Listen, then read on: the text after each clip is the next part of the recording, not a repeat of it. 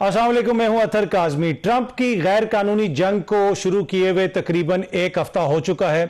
इस असना में बहुत सारे हमले किए गए, ईरान के अंदर बड़े पैमाने पर नुकसान हुआ, मशरिक़ वुस्ता में मुख्तलिफ ममालिक के अंदर ईरान की जानिब से भी टारगेट्स किए गए और इसी तरह हमने देखा कि इसराइल के ऊपर भी हमले किए गए। लेकिन इस जंग में अगर आप सिर्फ ईरान में देखें तो बताया जा रहा है कि अब तक तकरीबन 1200 से ज्यादा लोग शहीद हो चुके हैं, जिसमें तकरीबन 160 के करीब स्कूल की बच्चियां भी हैं। अब ये जो जंग है जो ईरान के ऊपर इसराइल और अमेरिका ने मुसल्लत की है, ये गैर कानूनी जंग है, इसमें किसी को कोई शक नहीं होना चाहिए। और इस हवाले से खुल के वजीर आजम ने मौकिफ लिया।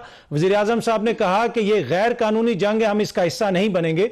मैं स्पेन के वजीर आजम की बात कर रहा हूं, उन्होंने इस हवाले से कहा कि दीगर जो ममालिक हैं वो भी इसके ऊपर इसी तरह वाज़े मौकिफ लेंगे, इसके ऊपर भी थोड़ी सी बात करेंगे और इस जंग के नतीजे में पाकिस्तान कैसे मुतासिर हो सकता है। पाकिस्तान की इकॉनमी आपको पता है कि बहुत सारी चीजों में मशरिक वुस्ता से जुड़ी हुई है, चाहे वो ऑयल हो जाए, चाहे हमारे ओवरसीज से जो रेमिटेंसेज आते हैं, जो पाकिस्तान की इकॉनमी का बैकबोन है, वो भी मशरिक वुस्ता के ममालिक से आते हैं बड़ी तादाद में। तो उसका क्या असर पड़ सकता है लॉन्ग टर्म में, उस हवाले से भी गुफ्तगू करेंगे।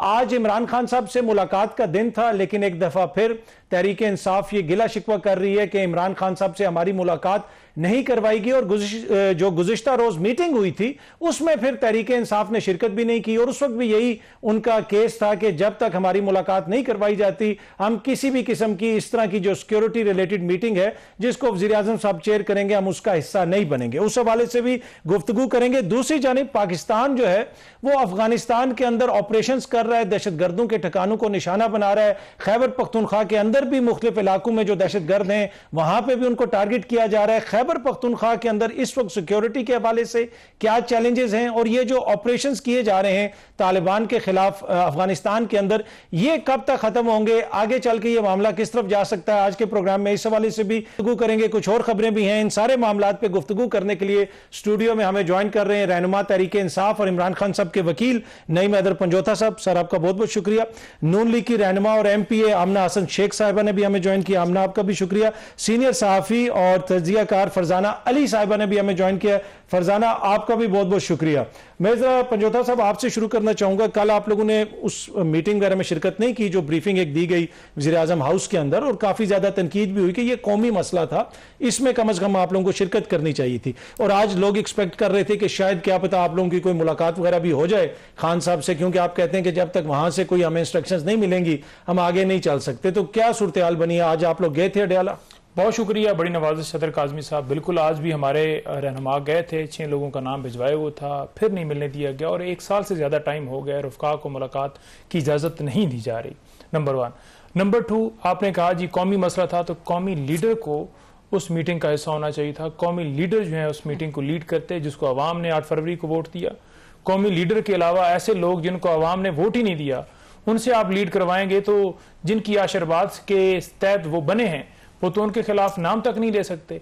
आप देखें कि शहबाज शरीफ साहब से लेकर नून लीग की जितनी निचली क़यादत तक है, किसी ने ट्रंप का नाम लिया है, किसी ने कहा है कि वो रियासती दहशतगर्द है, किसी ने पाकिस्तान के अंदर जो है फ़लस्तीन के हक में या जो है ईरान के हक में एहतजाज करने की इजाज़त दी है।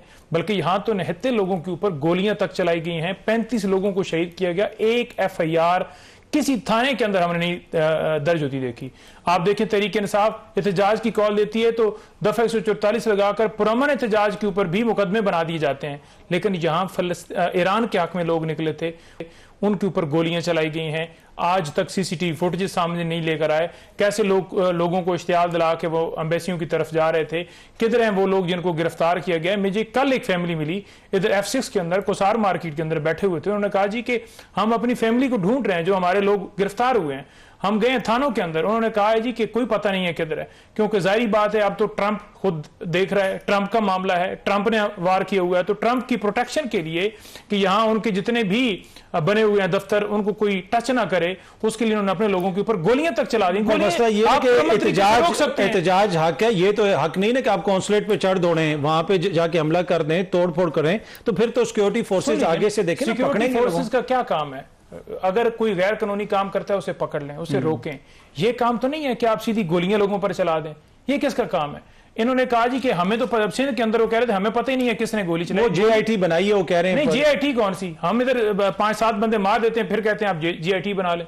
ये कोई तरीका है? वो जाने वापस आ जाएंगी। आप बेगुनाह लोगों के ऊपर, पहले आपने टीएलपी के लोगों के ऊपर आपने गोलियां चलाई, उससे पहले डी चौक में 26 नवंबर इमरान खान की जमात के कारकुनों के ऊपर आपने स्नाइपर्स बिठाकर गोलियां चलाई। आपको तो खून जो है वो तो लग गया। सारे इल्जामात हैं ना जो आप लोग लगाते हैं। हमारे पास एविडेंस है, हमारे पास वो चला नहीं रहे थे टीएलपी के लोग, वो कह रहे थे कि हमें जो है वो हमारे साथ बात कीजिए। मैं हाथ जोड़ रहा था कि हमारे साथ बात कीजिए, हमें हमारे ऊपर गोलियां ना चलाइए। आपने उसकी बात सुनी? उनके जो लीडरान है वो किधर हैं? ठीक है, हमारे लोग अनीस सत्ती हो गया, खैबर पख्तूनख्वा से हो गए, बलूचिस्तान से हो गए, शफीक लुंड जनूबी पंजाब का, लिस्टें हमने फराम की है कि इन लोगों को शहीद किया है, तमाम एविडेंस लगाई है, वीडियोस लगाई हैं। चलें, ये देखें ना, बहुत सारे आपके ग्रीवेंसेस हो सकते हैं, लेकिन ये जो एक इंटरनेशनल सतह का मामला है, इसके ऊपर आपका जो रवैया है जमात का, आप समझते हैं ये मुनासिब है? हमने खुल के ट्रंप का भी नाम लिया है, हमने इजराइल का भी नाम लिया है। सबसे पहले इनसे पूछें, आप ट्रंप को नोबेल इनाम, आप ओमन बोर्ड का भी जो नेतन्याहू बोर्ड है उसका हिस्सा बनेंगे? ठीक है, इनसे पूछें। आमना साहिबा, जो आपने सुनी इनकी बातें, काफी सारे उन्होंने आप पे इल्जामात भी लगाए, लेकिन ये जो मामला है ऑब्वियसली अब ईरान वाला और उसमें हुकूमत का जो मौकिफ है उसके ऊपर भी थोड़ी बहुत तनकीद होती है कि खुल के आप लोग ट्रंप के ऊपर तनकीद नहीं कर रहे, आपकी क़यादत तनकीद नहीं कर रही और इसको एक गैर कानूनी जंग नहीं कहा जा रहा।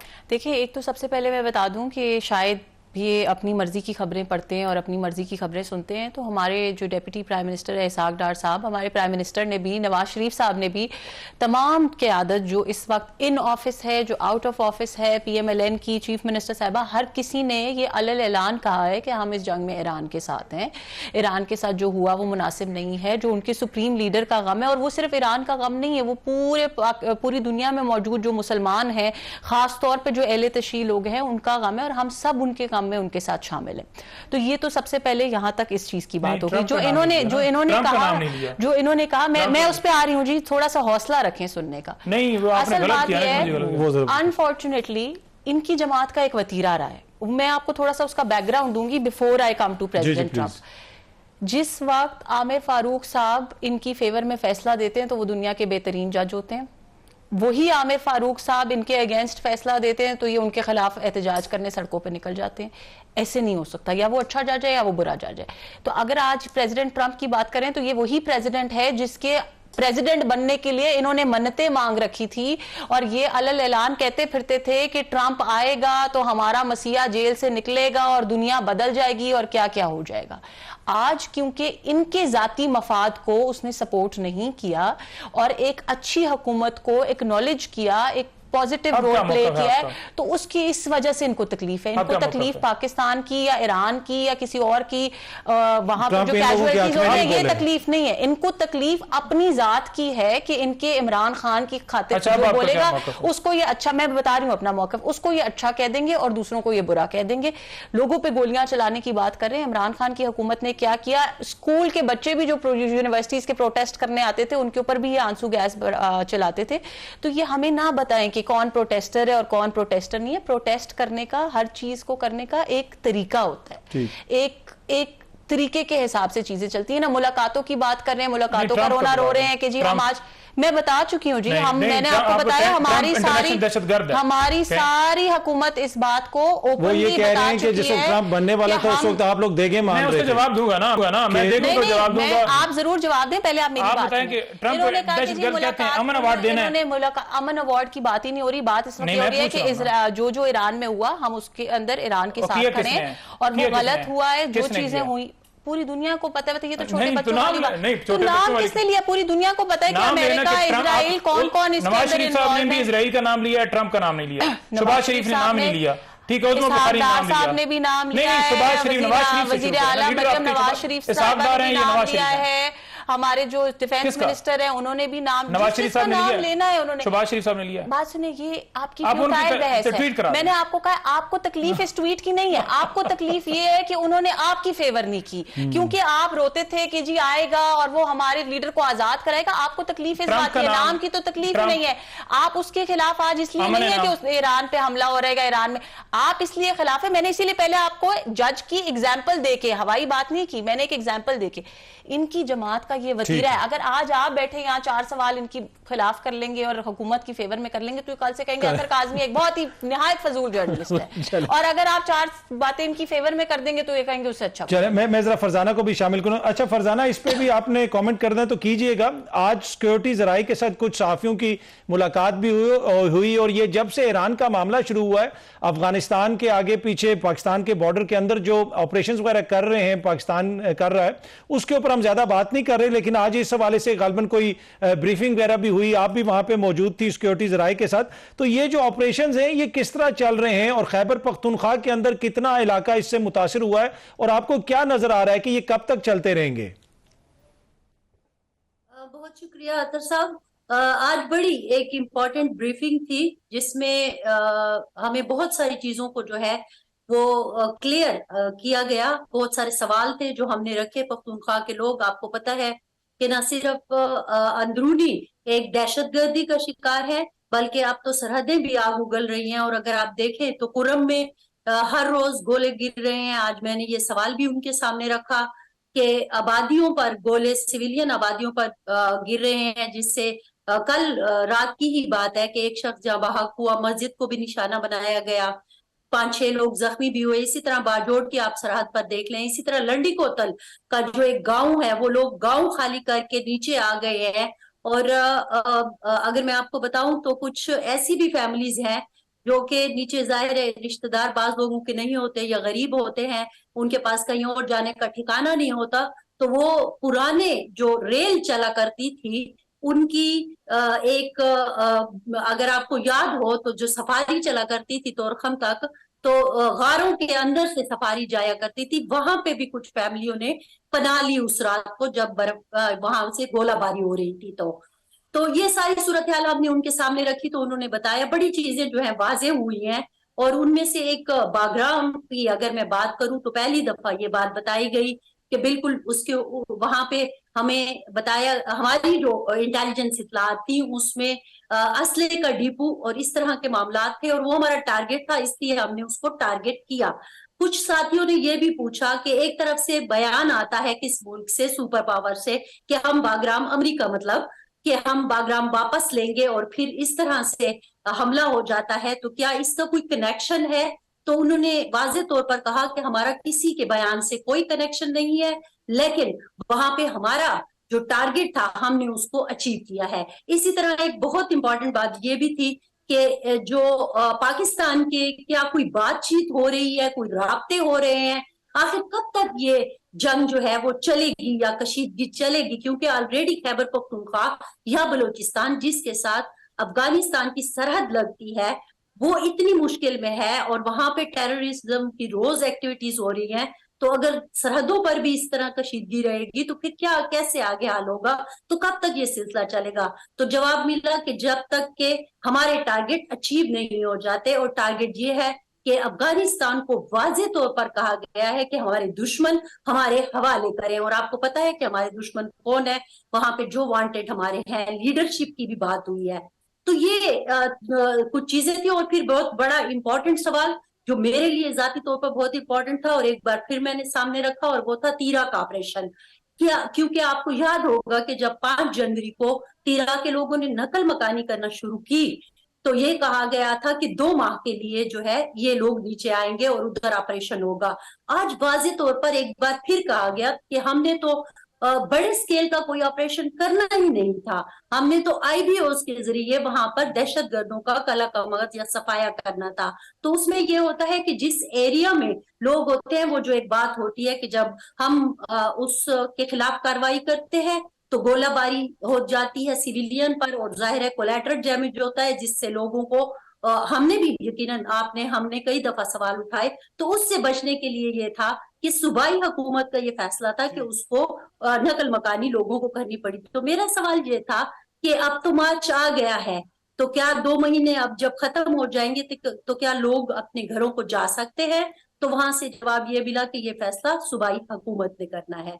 तो ये बहुत सारी चीजें थी इस तरह की कि जो, लेकिन एक सारी सिचुएशन में जो मुझे जाती तौर पर अथर एक बहुत फर्क महसूस हुआ वो ये था कि पहले 2-3 ब्रीफिंग्स में जब हम बात करते थे या प्रेस कॉन्फ्रेंसों में, जो कि पख्तूनख्वा में भी हुई थी, जब अभी वजीर आला सुहेल अफरीदी ने नामजदगी उनकी हुई थी और उन्होंने हल्फ नहीं लिया था, तो उस वक्त भी और बाद में आने वाली ब्रीफिंग में भी खैबर पख्तूनख्वा हुकूमत और वजीर आला साहब के हवाले से जरा लहजा जो था वो हमें सख्त नजर आता था। आज बहुत नरम लहजा जो है वो मुझे नजर आया है।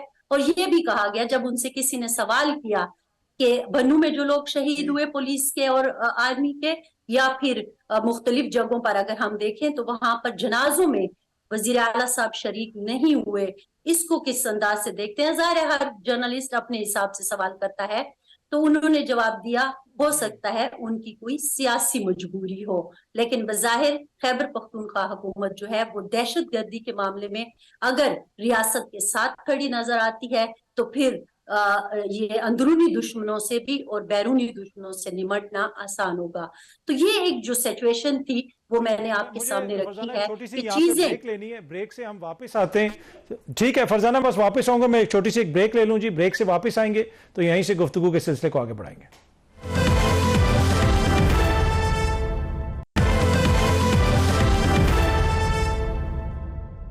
Welcome back. अच्छा पंजोता साहब, अब एक और दरख्वास्त दी गई है इस्लामाबाद हाई कोर्ट में डॉक्टर उज़मा की जानिब से, जो खान साहब की बहन है, कि उनको अस्पताल शिफ्ट किया जाए, और इस हवाले से कहा जा रहा है कि शायद वो दरख्वास्त लग भी जाए। उनकी सज़ा मौतली की जो दरख्वास्त है उसकी भी तारीख ग़ालिबन लग गई है, 11 या 12 मार्च को कहा जा रहा है कि वो उसकी भी हियरिंग होगी। तो आपको उम्मीद है कि चीज़ें आगे बढ़ें? क्योंकि कुछ लोग ये कह रहे हैं कि कुछ इशारे ऐसे हैं कि शायद आप लोगों के लिए कोई आसानियाँ पैदा हो रही हैं। नहीं, कोई ऐसी बात नहीं है। ये सारे ऐसे प्रोपोगंडे किए जाते हैं हमेशा एक चीज़ से इंटेंशन जो हटाने के लिए। खान साहब के केसेस को नहीं लगाया जा रहा। अगर देखा जाए हालिया दिनों के अंदर तो केसेस अलकादर और तोशा खाना के अंदर समात हुई, और उस समात के अंदर बजाय ये कि लगाया ही नहीं जा रहा तो समात कैसे होगी? नहीं, 1 साल के बाद हुई ना। उसके अंदर मेन अपील को सुना जाता, उसमें यह किया कि हम इस दफा एतराज़ात दूर करते हैं, अब अगली दफा जो है प्रोसिक्यूटर बीमार हो जाएगा या जज छुट्टी पर चला जाएगा या लिस्ट कैंसिल हो जाएगी। ठीक है, तो अर्जेंट नोयत के जो मामलात होते हैं ना, वो सबसे बुनियादी नुक्ता होता है कि आपने देखने होते हैं। जमानत का मामला अर्जेंट होता है। जमानत के मामले को भी, सस्पेंशन को भी 1 साल तक ना लगाना, उसको इल्तवा करना, तो वाज़ेह नजर आ रहा है कि कैसे अदालतों को कंट्रोल किया। अब देखिए चीफ जस्टिस जो हैं 16वें नंबर के ये जज थे, यहाँ आकर इनको चीफ जस्टिस इसलिए लगाया गया कि आपने इमरान खान साहब के केसेस को नहीं लगाना, या लगाएं भी तो उसमें इंसाफ फराहम नहीं करना। आज तरमीम एक नई हुई है नैब के अंदर, उन्होंने कहा है जी कि अब जो खान साहब की यहाँ अलकादर ट्रस्ट केस के अंदर जो हाई कोर्ट के अंदर फॉरम के ऊपर मौजूद हैं, यहाँ से अगर उनकी दरख्वास्त खारिज होती है और वो सुप्रीम कोर्ट जाएंगे तो वो सुप्रीम कोर्ट के अंदर समात नहीं होगी, वहां जो अलग आईनी कोर्ट बनी है वहां पर समात होगी। तो अब आईनी कोर्ट के पास इख्तियार इसलिए भिजवाया गया है क्योंकि वहां आईनी कोर्ट के अंदर अपनी मर्जी के जजेस बिठाए गए। 26वीं 27वीं तरमीम का मकसद ही ये था ना कि पूरे सिस्टम को कंट्रोल करना है, अदलिये को कंट्रोल करना है, और वो ही आप देख रहे हैं। साथ उन्होंने ये कहा कि वहां पर जो ट्रायल कोर्ट के अंदर जो आईनी नुक्ता, वहां आईनी नुक्ते के हवाले से कोई मामला हुआ कि आईनी तौर पर यह मामला वहां पर ठीक नहीं हुआ, सिर्फ आईनी पहलू को देखा जाएगा, बाकी कोई चीज नहीं देखी जाएगी। तो इस सारी चीज से यह नजर आता है कि कोई ऐसा मामला नहीं है। दूसरी तरफ आप देखें खान साहब की हेल्थ को, तो देखें खान साहब की हेल्थ के ऊपर यह कह देना कि हम आपकी अपील जो मेन तोशा खाना की है उसके साथ ही 11 को ही हम सुन लेंगे। तो भाई एक डॉक्टर के पास बंदा जाता है, मेरी आंख खराब है या मुझे बुखार है, वो ये कह दे कि आप 2 साल के बाद आइएगा या 15 दिन के बाद आएगा, मैं आपको सर के दर्द की गोली दूंगा या आंख के लिए आपको कतरे में दूंगा। तो ऐसा तो नहीं होता। नवाज शरीफ साहब के जब अदालत के अंदर केस गया तो उस वक्त अदालत ने कहा जी कि मंगल तक कौन गारंटी देगा उनकी सेहत के हवाले से। उस वक्त अदालतें गारंटी मांगती थी। आज अदालतों के अंदर दरखास्तें दे दे के हम थक गए, उसके बावजूद कुछ। अब उस्मा आपा ने जो दरखास्त दी है जिसके ऊपर आज फिर इतराजात लगे और सुबह वो बायोमेट्रिक के लिए आ रही हैं और जो बाकी इतराजात हैं वो भी दूर होंगे, तो उसको दरखास्त को देने का मकसद भी यही था कि आपने मेन अपील के साथ तोशा खाना के साथ आपने उस केस को लगा दिया, आपको सेहत के मामले को अलग सुनना चाहिए था। तो अब एक अलग से रिट पिटीशन दायर की जा रही है कि कम से कम उनका ट्रीटमेंट जो है वो तो प्रॉपर की जाए, शिफा के अंदर शिफ्ट करके जाती मौलजीन और उनकी फैमिली की निगरानी के अंदर। ठीक है, ठीक है। अच्छा, इस पे भी कमेंट करना चाहें तो आप जरूर कीजिएगा। और दूसरा, अब ये कहा जा रहा है कि 2 वुज़रा के लिए बुलेट प्रूफ गाड़ियां ली जा रही हैं पंजाब में। एक माशाल्लाह आप लोगों का जहाज भी आ चुका है, तो और कोई ट्रेन वगैरह तो नहीं ले रहे आप लोग को? क्या अच्छा, पहले तो मैं इनकी कुछ बातों का जवाब दे दूं, फिर I will come to that. इन्होंने कहा कि जी इमरान खान साहब के साथ बड़ी ज्यादती हो रही है और ऐसे हो रहा है वैसे हो रहा है। तो सबसे पहले तो सलमान अकरम राजा साहब कह चुके हैं ये कि उनका इलाज जो है वो बिल्कुल अप टू द मार्क हो रहा है। असल बात यह है कि इनकी पार्टी में इतनी कंफ्यूजन है कि कभी कभार हम सुनने वाले कंफ्यूज हो जाते हैं। सलमान सफदर साहब इमरान खान के लॉयर हैं, उन्होंने कहा कि वो बड़े होपफुल हैं अगली हेयरिंग के लिए, ये कह रहे हैं अगली हेयरिंग पे कुछ होना है। तो ये आपस में तो डिसाइड कर लें। एक वकील, और ये भी माशाल्लाह वकील है, एक वकील होपफुल है, एक वकील कह रहा है कुछ भी नहीं होना, एक वकील कह रहा है एक वकील कह रहा है कि जी बिल्कुल काबिले तसल्ली, एक वकील कह रहा है कि काबिले तसल्ली इलाज हो रहा है, एक वकील कह रहा है कि कुछ भी नहीं हो रहा। और दूसरी बात ये, मुझे बड़े अफसोस के साथ ये कहना पड़ रहा है, हालांकि मैं कोशिश करती हूं कि ऐसी बात पब्लिकली ना की जाए, लेकिन क्योंकि इन्होंने ये बात छेड़ दी, इन्होंने तबीयत की बात की, तबीयत की नासाजी की बात की और इन्होंने बिहेवियर्स की बात की, तो अफसोस के साथ ये कहना पड़ रहा है कि ये वही जमात है जिस वक्त कलसूम नवाज साहिबा बीमार थी तो उनकी बीमारी का किस किस तरह से इन्होंने मजाक नहीं उड़ाया ट्विटर के ऊपर, इस हद तक मजाक उड़ाया कि इनके एक और वकील हैं जिन्होंने कहा कि जी जो एक मिनट हौसला रखें सुनने की बर्दाश्त रखें। इनके एक और वकील ने कहा कि जी जो सड़कों के ऊपर फकीर जैसे जाली रिपोर्टें लेके फिर रहे होते हैं, ये वो वाला काम करें। किस कदर घटिया बात है ये। और फिर नवाज शरीफ साहब ने, नहीं फैसल वाडा ने नहीं कहा था, आपके नईम बुखारी साहब ने कहा था, आपके नईम बुखारी साहब ने कहा था, so please don't twist the facts. और मुझे मियां साहब की एक बात अभी तक याद है कि उन्होंने इसके जवाब में ये कहा था कि ये यहाँ पे हमें अपनी जो ट्रूथ है उसको प्रूव करने के लिए कभी कभार मरना भी पड़ता है। कुलसूम नवाज साहिबा ने वो कुर्बानी दी और जिस वक्त वो दोनों जेल में थे उनको किस तरीके से उनकी बीमारी का बताया नहीं गया, उनकी डेथ का बताया नहीं गया, तो इसलिए ये बातें करना बिल्कुल फ्यूटाइल है। आपको बड़ी अच्छी तरह पता है कि इमरान खान साहब का इलाज भी बिल्कुल अप टू द मार्क हो रहा है। इमरान खान इनको एक मजाक के तौर पर एक मिला हुआ है शुगल मेले के लिए, इतनी इनको तकलीफ है, हमने एक्सेस दी हुई है, इलाज भी हो रहा है, सारा कुछ नहीं। देखिए ये मैं आपको उस पर भी आती हूँ। आपने ये कहा ना पहले भी मुलाकातों की बात हुई, वो मैं बात मुकम्मल नहीं कर सकी, फरजाना साहिबा बात करी थी। ये जो मुलाकातों की बात है ना, जो मुलाकातों की बात है और जो उनकी तकालीफ की बात है, आप मुझे सिंपल सा सवाल ये है कि अडियाला जेल में जितने और लोग वहां पे मौजूद हैं, ठीक है, उनकी आप लिस्ट निकालें। ये मैं आपको फूड फॉर थॉट दे रही हूँ कि जितने और लोग वहां पे मौजूद हैं उनकी लिस्ट निकालें कि उनकी 10 साल में कितनी मुलाकातें हुई हैं। जितनी एक आम कैदी की 10 साल में मुलाकातें हुई हैं ना, उससे ज्यादा तो इमरान खान आप लिस्ट निकालें कि नवाज शरीफ की एक वीक के अंदर मुलाकात ना हुई, कोई ऐसा दिन तो ये नहीं हफ्ते के अंदर उनकी मुलाकात। असल में मसला ये है कि 8 महीने से मेरी मुलाकात नहीं हुई, मैं हर मंगल को मैं जाता हूं, मेरे लिस्ट में खुदा का खौफ करें। अभी आप कोई 3 महीने पहले मेरे साथ शो पे कह रहे थे कि मैं अभी मिलके आ रहा हूँ, बस कर दें। आप हलफ दे दें। आपने मेरे साथ कहा है कि शो में बैठ के मुझे कहा कि मैं अभी शो वहां से मिलके आ रहा हूं। 8 महीने हो गए मुझे नहीं मिली मुलाकात। बात ये है कि इन्होंने ना एक गेम बनाया, जिसमें नवाज शरीफ झूठ बोल रहा है, वो जंग होगी, जंग में भी इनका एक शुगल मेला है। आपको पता है कि प्राइम मिनिस्टर ने मीटिंग बुलाई, उस मीटिंग में ये शामिल नहीं हुए। शामिल क्यों नहीं हो रहे जी? इमरान खान को दर्द हो रहा है। भाई इमरान खान का दर्द पूरी दुनिया के दर्द से बड़ा तो नहीं है, पहली बात तो ये उसको कोई दर्द नहीं है। दूसरी बात ये है कि यहाँ बैठ के बहुत बड़ी बड़ी बातें कर रहे हैं कि जी पाकिस्तान जंग में क्या कर रहा है, फलां क्या कर रहा है। आप क्या कर रहे हैं? आप तो मीटिंग में यास्मीन से राशिद से आने वाला बंदा, आप तो मीटिंग में भी बैठने को तैयार नहीं है, आप तो मीटिंग में बैठने को तैयार नहीं, आप क्या लोगों की जंग की बात कर रहे हैं? ये बताएं ये जहाज जो है ये कैसा चल रहा है? ठीक जा रहा है? जहाज और 2 बुलेट प्रूफ गाड़ियां भी हैं। I'm so glad कि आपने ये सवाल पूछा, क्योंकि जहाज को लेके ना बड़ी मिसकंसेप्शंस हैं बहुत सारे लोगों के दिमाग में। ऐसे लग रहा है कि जैसे चीफ मिनिस्टर साहिबा ने अपनी जाती इस्तेमाल के लिए एक जहाज खरीद लिया और उसको जाके उन्होंने अपने जाती उम्रा में घर में खड़ा कर दिया। ऐसा नहीं है ना, ये जहाज पंजाब हुकूमत का एसेट है, पंजाब हुकूमत के लिए खरीदा गया। और ये आज पहली दफा नहीं है, इससे बहुत दफा पहले, आज से 2 साल 3 साल 5 साल पहले, हर हुकूमत जब ये समझती है, जिस भी पार्टी की गवर्नमेंट हो, जब वो ये समझते हैं कि उनका कोई एक जो डेली यूज की कोई भी प्रॉपर्टी है, अगर सीएम ऑफिस में मिसाल के तौर पे कोई अपग्रेडेशंस रिक्वायर्ड है, तो वो मेरी जात को या किसी भी चीफ मिनिस्टर की जात को, किसी एमपीए को, मिनिस्टर को जाती फायदा तो नहीं दे रही ना। तो इसी तरह अगर वो जहाज जो है उसको एक अपग्रेडेशन की जरूरत थी, उसको अपग्रेड किया गया है। वो चीफ मिनिस्टर साहिबा का जाती जहाज नहीं है, वो पंजाब हुकूमत का जहाज है, वो पंजाब हुकूमत की जो भी गवर्नमेंट में आएगा एक स्टेटमेंट आ जाए, शफाफियत हो जाए, हम चाहते हैं पहले इलाज हो ना कि पता चले कितने का खरीदा गया है, किस लिए खरीदा गया है। एक मोहतरम वजीर साहिबा फरमाती हैं कि एयर पंजाब के लिए है, कोई और कुछ और कहता है। कंफ्यूजन मुझे नहीं पता, मुझे इस तरह की किसी स्टेटमेंट क्योंकि मैंने जाती तौर पे सुनी नहीं है, इसलिए I can't make a comment. लेकिन मैंने आपको बड़ा ओवरऑल आप मुतमईन हैं जहाज की खरीदारी से? मेरे ख्याल में हर किसी को मुतमईन होना चाहिए, क्योंकि वो मुतमईन नहीं है। पंजाब की आवाम के नुमाइंदे का जहाज है, पंजाब की आवाम का जहाज है, पंजाब की आवाम का नुमाइंदा यहाँ बैठा है, किसी एक शख्स का जहाज नहीं है, वो चले, पंजाब मुझे- हुकूमत का ठीक है। जहाज है जिसको आवाम रोटी मिल नहीं रही है, 11 चले, का आप मैं एक छोटी उसको डिफेंड करें। चले, मैं- आप हेलीकॉप्टर पे घर से आवाम ने दफ्तर आपको आने वाले तो ये बात ना करें। देखें, इमरान हेलीकॉप्टर पे खान दफ्तर जाती से उम्र घर को जो पीएम हाउस डिक्लेयर नहीं किया किलोमीटर का था जो फासला था, बनीवाला को, ठीक है, आपने तो उसको चले, यूनिवर्सिटी बनाना था, पीएम हाउस मैं जरा एक ब्रेक ले लूं, ब्रेक ले लूं जी, एक कितने छोटी, बच्चे ग्रेजुएट ठीक है, छोटी सी एक ब्रेक लेते हैं जी, ब्रेक से वापस आएंगे। तो इस वक्त जो खैबर पख्तूनख्वा की हुकूमत है और उसमें और वफाक में कितना तनाव है, पिछले दिनों में काफी ज्यादा तनाव की खबरें आ रही थी, इवन के यहां तक गवर्नर राज का जिक्र हो रहा था। इस पे गुफ्तगू करेंगे एक छोटी सी ब्रेक के बाद।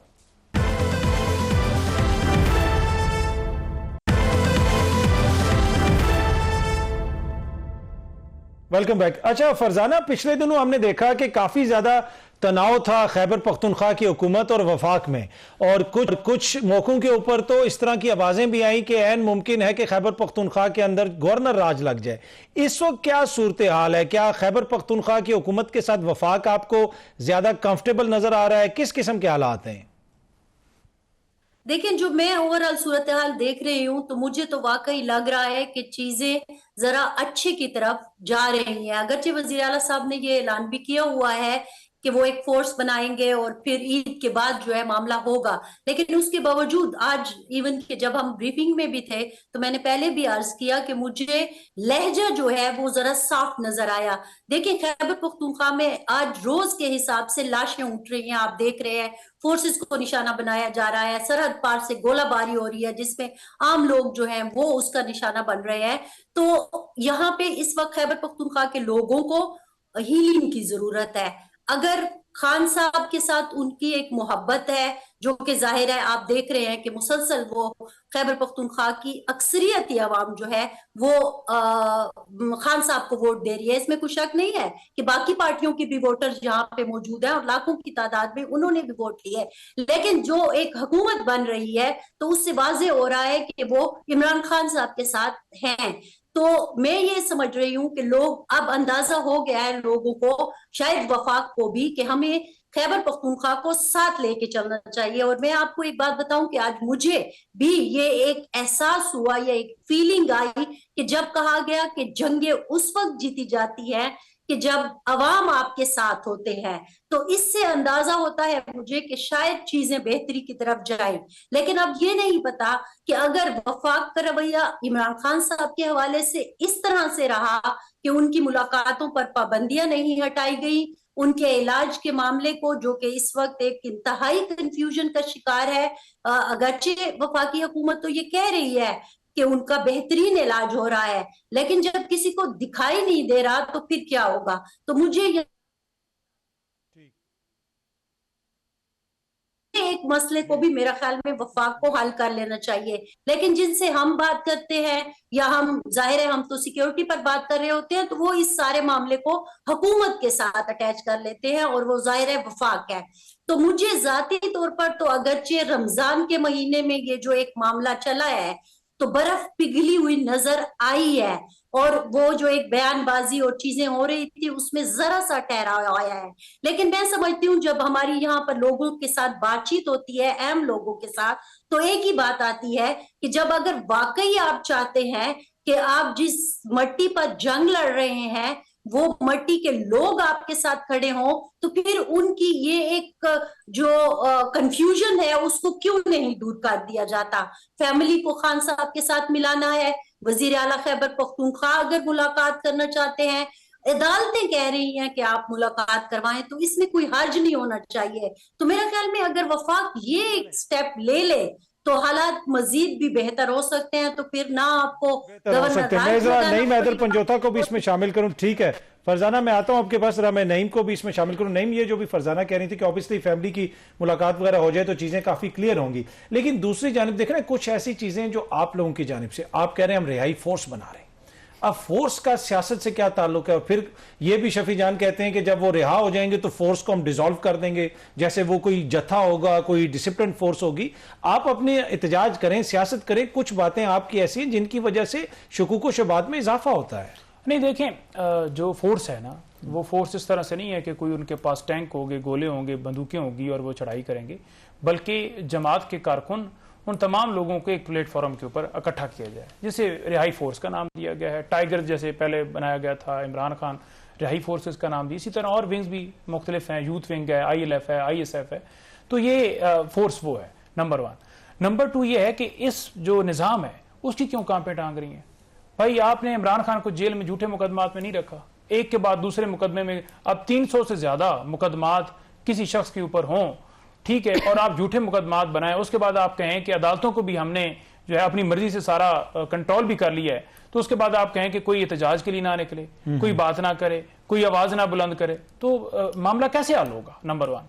नंबर 2 बात ये रहेगी कि देखें, दहशतगर्दी के मामले के ऊपर तहरीक इंसाफ ने हमेशा ये बात की कि हम पाकिस्तान के साथ खड़े हैं, अफवाज पाकिस्तान के साथ खड़े हैं, हमारे अब तमाम ट्वीट्स देखें। लेकिन बात यह है कि जब आप बंद कमरों के अंदर फैसले करेंगे, पॉलिसी बनाते वक्त आप उसको अब देखें, जहां बाहर के मुल्क के अंदर बैठ के आपने अफगानिस्तान के साथ बातचीत की, आप चीफ मिनिस्टर को भी बुलाते, वहां पर आप ले जाते उनको भी उस मीटिंग, क्योंकि उनकी सूबे के हवाले से मामला हो रहा था, आप कबायली उमैदीन को बुलाते, आप उन नुमाइंदों को बुलाते।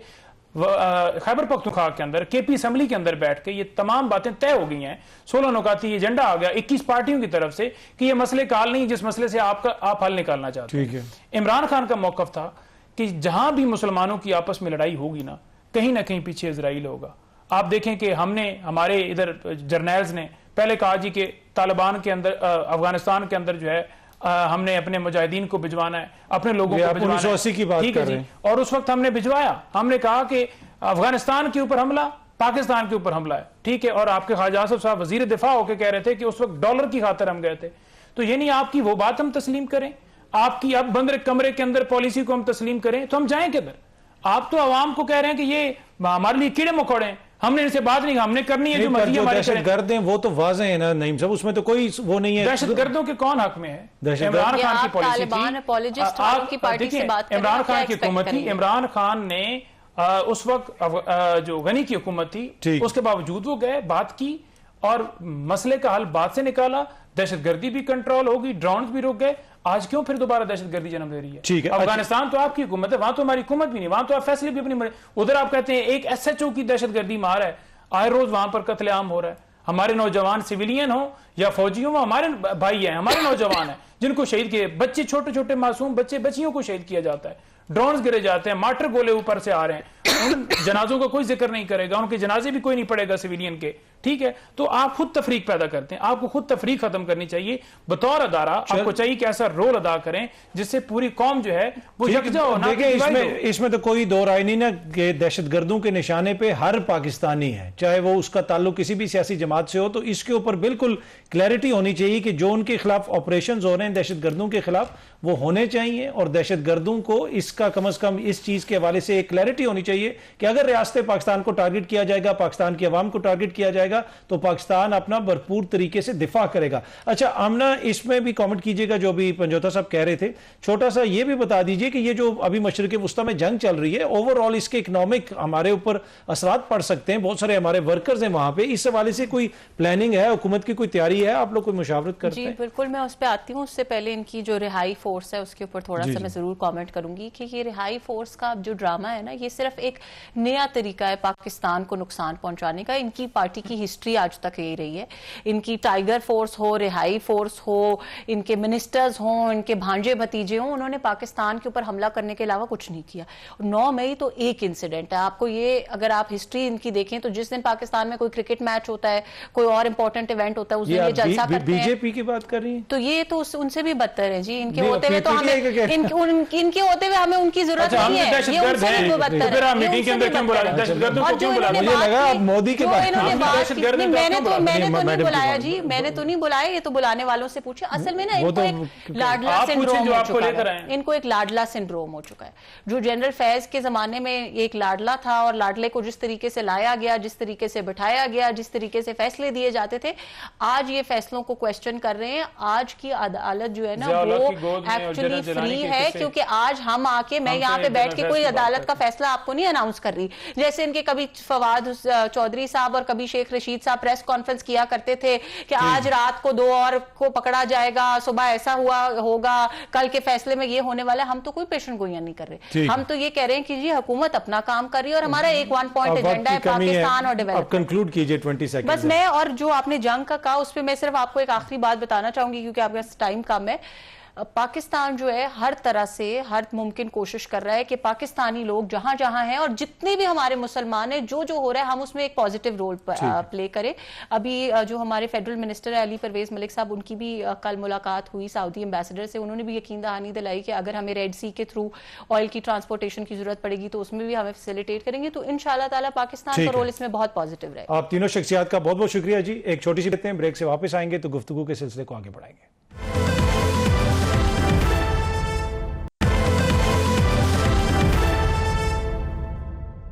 वेलकम बैक जी। प्रोग्राम देखने का शुक्रिया। अगले हफ्ते आपसे दोबारा मुलाकात होगी। Thank you very much.